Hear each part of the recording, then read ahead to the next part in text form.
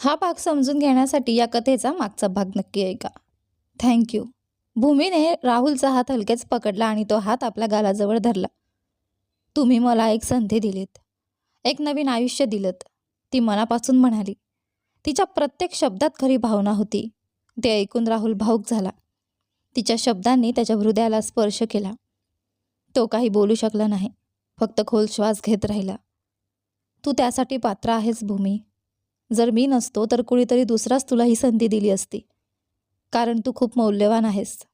तो तिच्या गालांवर हात ठेवत म्हणाला. त्या क्षणी दोघेही आजूबाजूचं सगळं विसरले. राहुल थोडासा तिच्याकडे झुकला आणि तीही नकळत त्याच्याकडे झुकली. दोघांचे चेहरे एकमेकांपासून फक्त काही इंच अंतरावर होते. त्याची नजर तिच्या ओठांवर थांबली. ते खूप सुंदर गातात, जणू त्यात मध आहे. तो हळू आवाजात पुटपुटला. तो जणू भान हरपून बसला होता.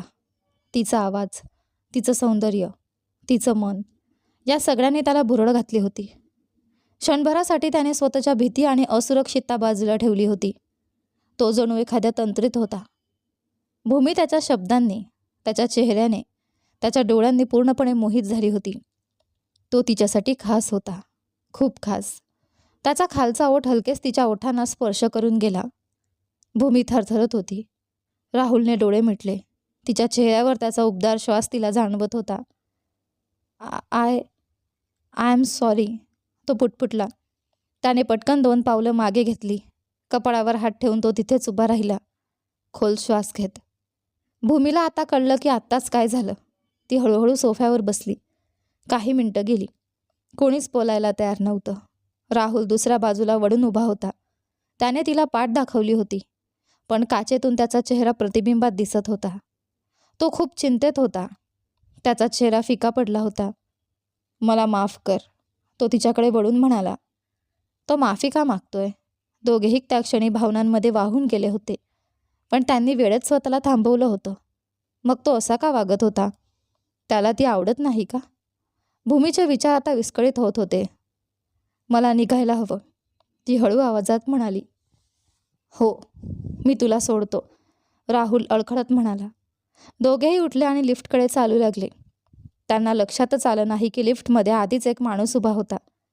राहुलने त्याला पाहिलं आणि त्याच्या चेहऱ्यावर एक हलकंसं स्मित उमटलं. तो माणूस खूप धोकादायक दिसत होता. राहुलने पटकन 4थ्या मजल्याचं बटन दाबलं, जिथे त्याचं ऑफिस होतं. लिफ्ट थांबली. राहुलने अचानक भूमीचा हात पकडला आणि तिला लिफ्टमधून बाहेर खेचलं. भूमीने वर पाहिलं. राजीव, ती पुटपुटली. तुला हा माणूस ओळखीचा आहे का? आणि त्याच्या हातात सुरी का आहे? मला तो संशयास्पद वाटतोय. राहुल तिला जवळजवळ ओढतच आपल्या कॅबिनमध्ये घेऊन गेला. इथेच थांब, त्याने तिला सांगितलं आणि तो बाहेर गेला. भूमी काचेमधून बाहेर काय चाललं आहे ते पाहू शकत होती. तिला आज एक वेगळाच राहुल दिसत होता. राहुलने राजीवला मागून पकडलं आणि त्याचा हात त्याच्या मानेभोवती आवळला. राजीव झगडू लागला. त्याच्या हातातून सुरी खाली पडली.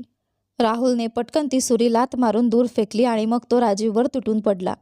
त्याने त्याच्या चेहऱ्यावर जोरात मारे केले. राजीवच्या नाकातून आणि तोंडातून रक्त वाहू लागलं.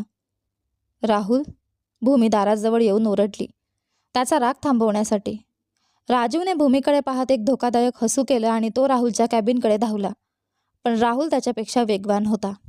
राजीव आत पोहोचण्याआधीच राहुल कॅबिनमध्ये शिरला. त्याने दार आतून लॉक केलं आणि लगेच पोलिसांना फोन केला. राजीव बाहेरून लॉक उघडण्याचा प्रयत्न करत होता, पण राहुलला खात्री होती 5-10 मिनिटातच राजीव बेशुद्ध पडेल. त्याच्या नाकातून खूप रक्त वाहत होतं. तरीही तो बाहेरून दारावर वेड्यासारखा आपटत होता. राहुल मात्र प्रचंड रागात होता.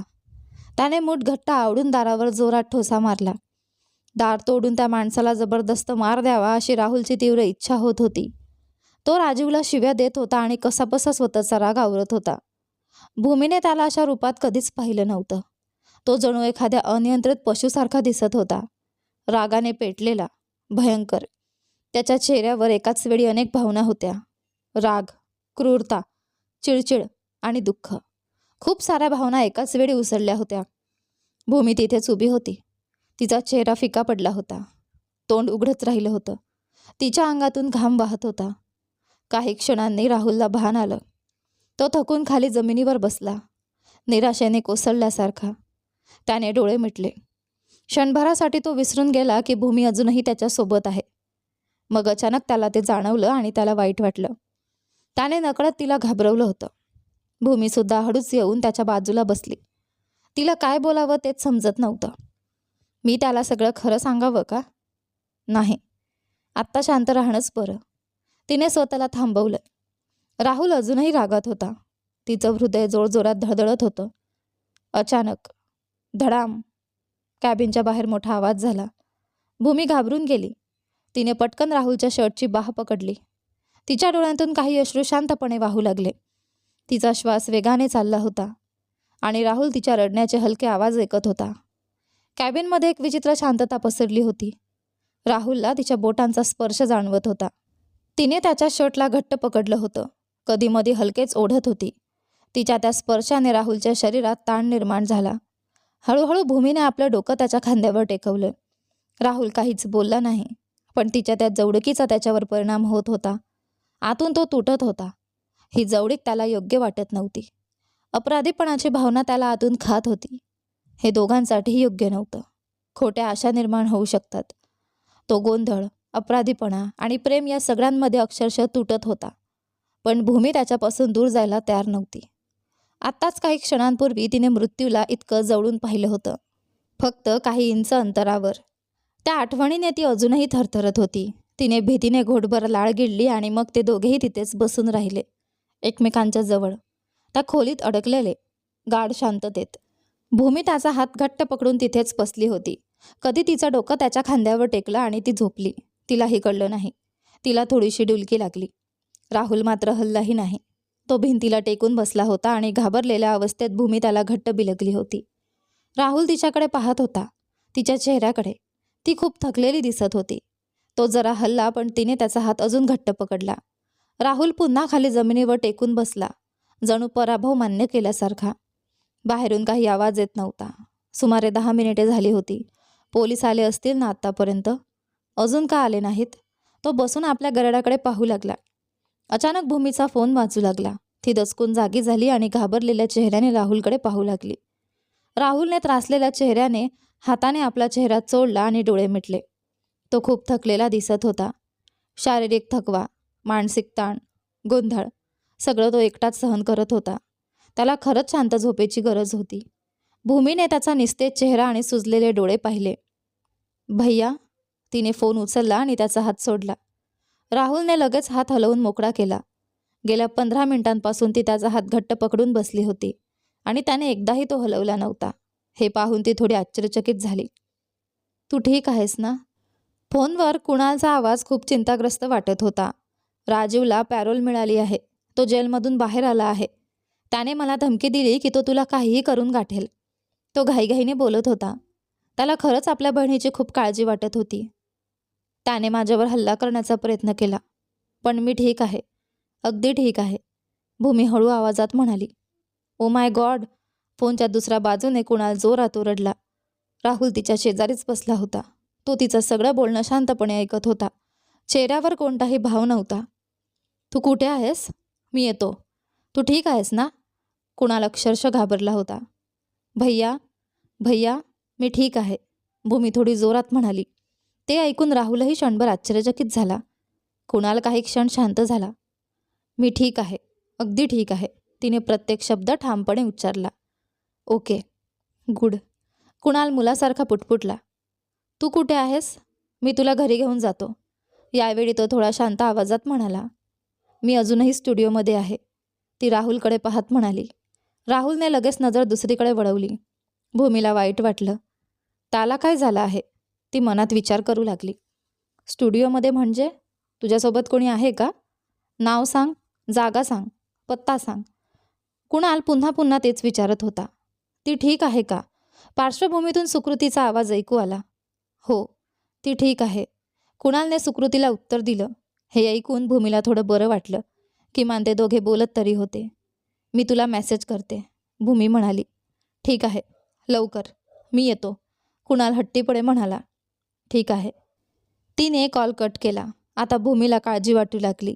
आता ती सगळं लपवू शकणार नव्हती. हे दोघे बेस्ट फ्रेंड्स एकमेकांसमोर आले की सगळं समोर येणारच. पण एक दिवस हे होणारच होतं, फक्त आत्ता नाही. तिने स्वतःच्या मनाला समजावलं. हे त्याने केलं का? राहुलने तिच्या हाताकडे पाहत विचारलं. तिच्या हातावर अजूनही जखमेचा व्रण होता. काही भागावर अजूनही पट्टी होती. हो, ती दुःखी चेहऱ्याने मान हलवते. हरामखोर साला, राहुल पुटपुटला. भूमीने आश्चर्याने डोळे मिचकावले. तो तिला आज खूप वेगळा वाटत होता. जरा रफ, जरा उग्र, आणि तरीही तिला तो आवडत होता. पण त्याचा हा रागीट चेहरा तिला थोडा घाबरवतही होता. तो तरुण, थोडासा उर्मट दिसत होता, तरीही तिच्या नजरेत तो भयानक देखणा वाटत होता. त्याचं नाव काय? त्याने तिच्या विचारांची साखळी तोडत विचारलं. राजीव, ती हळू आवाजात म्हणाली. राहुल क्षणभर थांबला. हे नाव मी कुठेतरी ऐकलं आहे त्याला असं वाटलं. तो थोडा गोंधळला. तो कोण आहे? तो तुझ्या मागे का लागला आहे? तो प्रश्न विचारणार होता, पण ती उत्तर देण्याआधीच त्याने पुन्हा विचारलं. तो कोण आहे? त्याला तुझ्याकडून काय हवं आहे? तुला काही कल्पना आहे का? राहुल तिच्याकडे बारकाईने पाहत होता.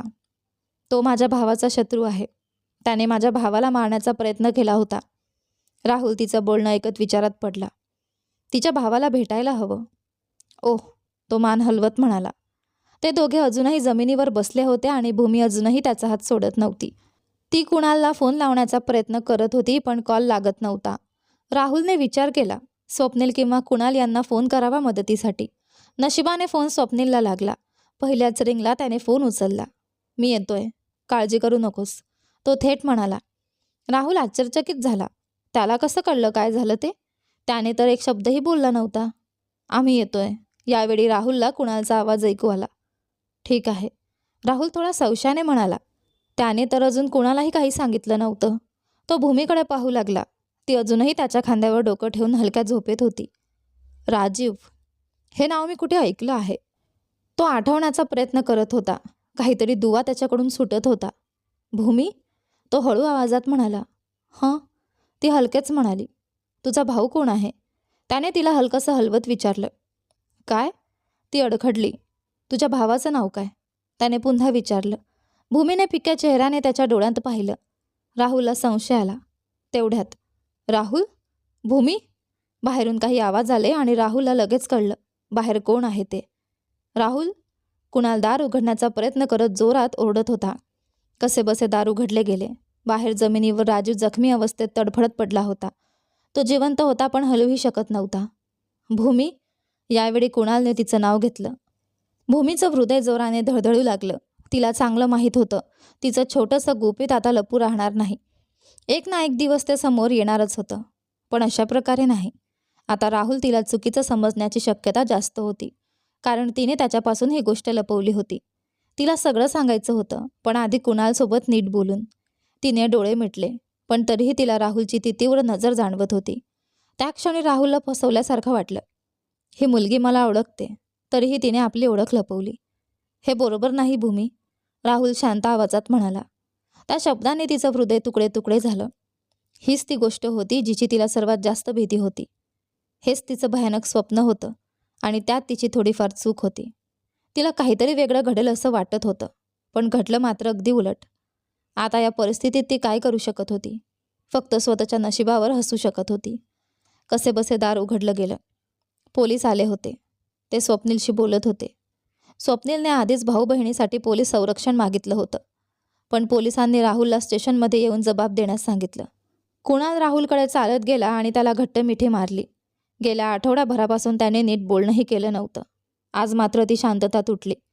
कुणालला माहीत होतं, जर त्याने औपचारिकपणे थँक्यू म्हटलं तर राहुल दुखावेल, पण राहुलला तरीही आनंद झाला. किमान त्यांचं भांडण मिटलं होतं. तू मला सांगितलं नाहीस? कुणालने भूमीकडे पाहत विचारलं. भूमीला त्याच्याकडून हा प्रश्न अपेक्षित नव्हता. आता हे दोघे पुन्हा एकत्र आले होते आणि दोष मात्र तिच्यावर टाकत होते. हे काय चाललं आहे? ती मनातच स्वतःलाच शिव्या घालू लागली. हे दोघे मित्र आहेत.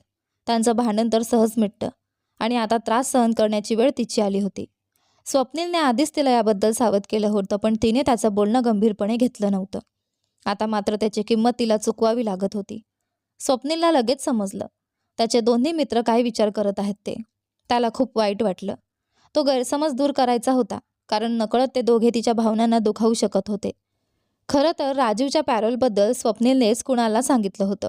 दोघांनाही शंका होती की राजीव भूमीवर हल्ला करेल, कारण त्याला वाटत होतं की त्याची योजना फसवणारी तीच होती. आणि खरंच तसंच झालं. राजीवने कुणालला फोन करून धमकी दिली होती. भूमीवर हल्ला करणार असल्याचं सांगून तो वेड्यासारखा हसत होता. कुणाल घाबरून गेला. त्याने लगेच स्वप्नीलला फोन करून पोलिसांची मदत मागितली. स्वप्नीलला कळलं की भूमी स्टुडिओमध्ये आहे. तिने कुणालला पाठवलेल्या पत्त्यावरून त्याला समजलं भूमी राहुलसाठी काम करते आहे. कुणालला वाईट वाटलं. तिला राहुल कोण आहे हे माहीत होतं का? मग तिने हे सगळं का लपवलं? त्याने तिचे फोनसुद्धा उचलले नाहीत, कारण त्याला स्वतःच्या रागाची भीती होती. कदाचित तो काहीतरी कठोर बोलून टाकेल आणि त्यांच्या नात्यात दरी निर्माण होईल. दरम्यान राहुललाही आता कळलं राजीव कोण आहे ते. तोच माणूस ज्याच्याबद्दल स्वप्नील त्या दिवशी बोलत होता, जेव्हा हे दोन मित्र भांडले होते. राहुलला माहीत होतं की कुणालची एक सावत्र बहीण आहे, पण त्याने कधीच कल्पना केली नव्हती की ती भूमी असेल. भूमी मात्र पूर्णपणे गोंधळून गेली होती. तिला कसं प्रतिक्रिया द्यावी तेच समजत नव्हतं. तिने गोष्ट लपवली असेल, पण त्यात एवढा मोठा गुन्हा काय होता? कदाचित तिला माहीतच नसेल ते दोघे मित्र आहेत. कदाचित तिला त्यांचं नातं माहीतच नसेल. हे सगळं अचानक काय घडत होतं? ते दोघे तिच्यावर आरोप कसे करू शकतात? ठीक आहे, कदाचित ते थेट आरोप करत नव्हते, पण मग असे विचित्र प्रश्न का विचारत होते? तिने खोल श्वास घेतला आणि तिथून निघून गेली. स्वप्नील शांतपणे तिच्या मागे गेला. हे पाहून कुणाल आणि राहुल दोघेही थोडे आश्चर्यचकित झाले आणि त्याच वेळी त्यांनी ऐकलं स्वप्नील त्या दोघांनाही जोरात शिव्या देत होता. ते काय बोलत होते? भूमीने थोडा वेळ थांबून स्वप्नीलला विचारलं. मला याचीच भीती होती. मला नाही वाटत होतं की तुला दुखावलं जावं, तो मनापासून म्हणाला. भैया, त्यांना जाऊ द्या नरकात. आज रात्री मला तुम्ही हॉस्टेलला सोडाल का? या सगळ्या विचित्र नाटकाचा मला कंटाळा आला आहे. मला फक्त शांत झोप हवी आहे. आता आणखी प्रश्नोत्तर नकोत प्लीज, ती प्रामाणिकपणे म्हणाली. छान, स्वप्नील हलकंसं असला. थँक्यू भैया, ती ओठ आवडत म्हणाली. सकाळपर्यंत ते दोघे ठीक होतील. त्यांच्याबद्दल जास्त विचार करू नकोस. ते दोघे जन्मजात मूर्ख आहेत आणि मी त्यांच्या मूर्खपणाला दशकांपासून सहन करतोय, तो तिच्या खांद्यावर हलकेच थाप देत म्हणाला. तेवढ्यात कुणाल त्यांच्या जवळ आला. त्याचा चेहरा थोडा लाल झाला होता. जन्माचा मूर्ख म्हणे, बघतोस तुला. स्वप्नील, तो त्याच्या कानात पुटपुटला. मग तो भूमीकडे वळला. भूमी, मी काय विचारलं होतं? मी एक साधा प्रश्नही विचारू शकत नाही का? मी तुझा भाऊ आहे. मला तुला प्रश्न विचारण्याचा अधिकार नाही का? तो स्वतःचं स्पष्टीकरण देत म्हणाला. तू या मूर्खासोबत काम करते आहेस हे ऐकून मला बरं वाटलं. हा तुझी काळजी घेईल, नाहीतर त्या हरामखोर राजीवमुळे मला नेहमी तुझी चिंता लागून राहिली असती. कुणालच्या या शब्दांची भूमीला अजिबात अपेक्षा नव्हती, पण त्याच्या बोलण्याने तिच्या मनावरचा मोठा भार हलका झाला.